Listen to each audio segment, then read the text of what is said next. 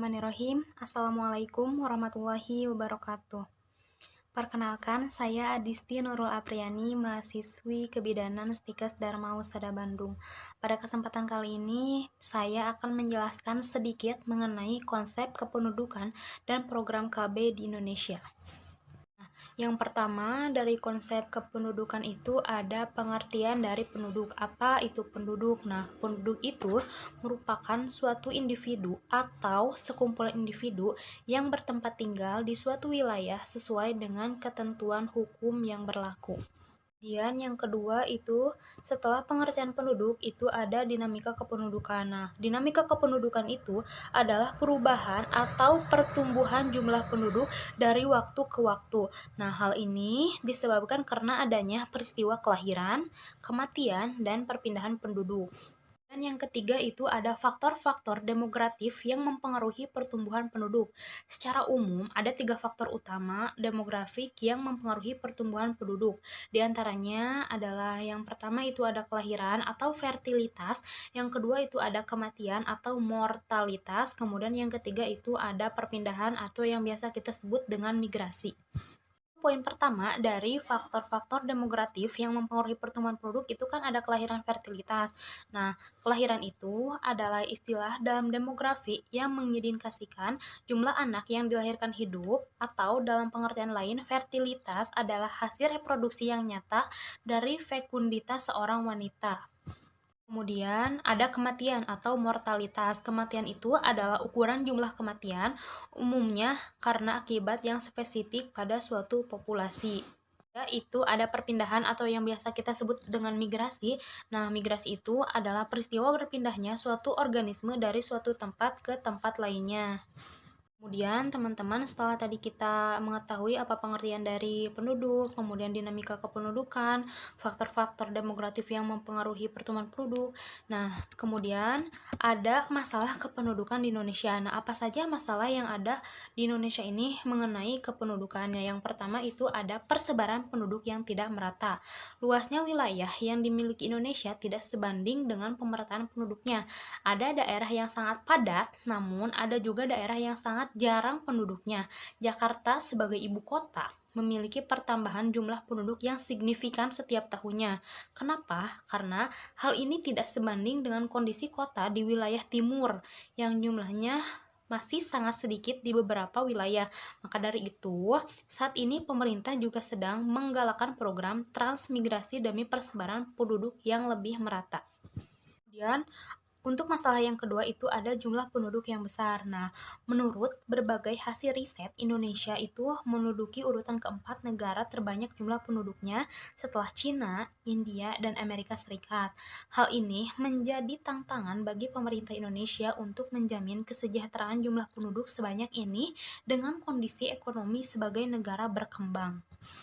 Untuk masalah selanjutnya itu ada pertumbuhan penduduk yang tinggi. Jumlah penduduk di Indonesia yang sudah sangat banyak ini diperkirakan akan terus bertambah karena pertumbuhan jumlah penduduk yang tinggi. Hal ini disebabkan oleh angka kelahiran lebih tinggi dibandingkan dengan angka kematian. Pemerintah juga berupaya untuk meminimalisasikannya dengan menggalakkan program keluarga berencana atau yang biasa kita sebut dengan KB. Namun, berita baiknya, jumlah golongan usia reproduktif juga akan selalu bertambah untuk membantu menggerakkan perekonomian negara. Dan untuk masalah yang selanjutnya itu ada kualitas penduduk yang rendah. Saat ini Indonesia masih bermasalah dengan tingkat pendidikan. Tingkat pendidikan yang rendah akan mempengaruhi kualitas penduduknya. Masyarakat Indonesia menjadi kurang memiliki keahlian dan keterampilan dalam bekerja.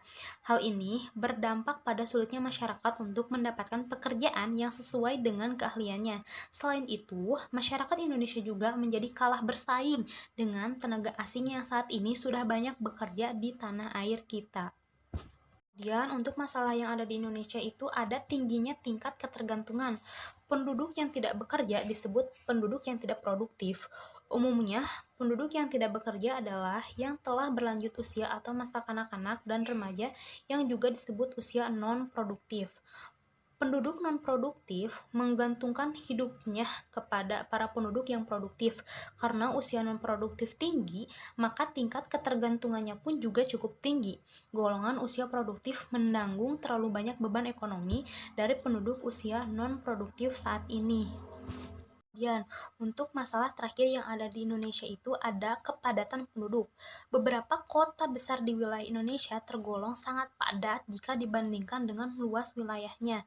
Tingginya kepadatan penduduk ini menyebabkan masalah-masalah sosial seperti pengangguran, kemacetan, kemudian kemiskinan, rendahnya pelayanan kesehatan, meningkatnya angka kriminalitas, pemukiman menjadi kumuh, kemudian lingkungan tempat tinggal juga yang tidak sehat, dan lain sebagainya, masih banyak lagi. Di sini ada jumlah dan penyebaran pertumbuhan kepadatan penduduk. Jumlah penduduk di Indonesia berdasarkan hasil SP 2010 adalah sebesar 237.641.326 jiwa.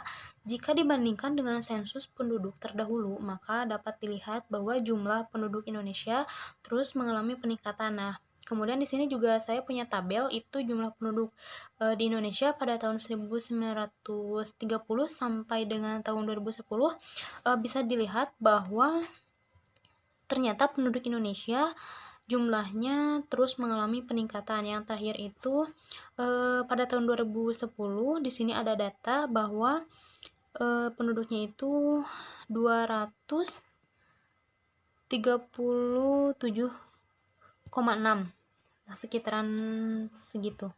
Di sini juga dengan membandingkan jumlah penduduk hasil suatu sensus dengan sensus sebelumnya, maka akan didapatkan laju pertumbuhan penduduk rata-rata per tahun LPP per tahun berdasarkan data sensus pada tahun 1930 sampai tahun 2010. Nah, di sini saya juga mempunyai tabelnya ya, sebuah gambar laju pertumbuhan penduduk berdasarkan hasil sensus penduduk pada tahun 1930 sampai tahun 2010. Kita bisa lihat ya. Nah, ini merupakan laju pertumbuhannya. Di sini juga ada gambar laju pertumbuhan penduduk menurut pulau di Indonesia. Seperti contohnya pada Pulau Sumatera itu pada tahun 1990 sampai 2000 itu ada 1,58%. Kemudian pada tahun 2000 sampai 2010 itu mengalami peningkatan menjadi 1,79%. Kemudian ada Jawa, Nusa Tenggara, teman-teman bisa lihat sendiri ya.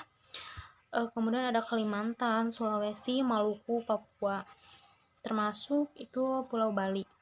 Kemudian di sini juga saya mempunyai sebuah diagram ya, persebaran penduduk Indonesia menurut pulau berdasarkan hasil SP pada tahun 2010.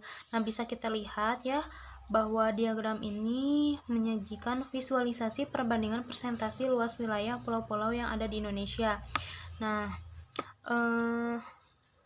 Pulau Jawa yang luas wilayahnya hanya mencakup 6,8% dari keseluruhan wilayah Indonesia, tapi hanya didiami oleh 57,5% dari penduduk Indonesia.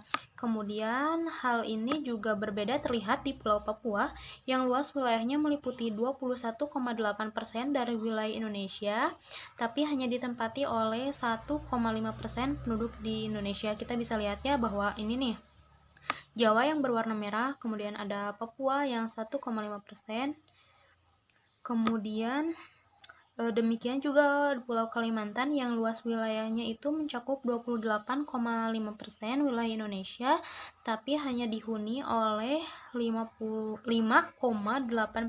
penduduk Indonesia. Kemudian perbandingan luas dengan penduduk di pulau yang lain kelihatan relatif mendekati seimbang.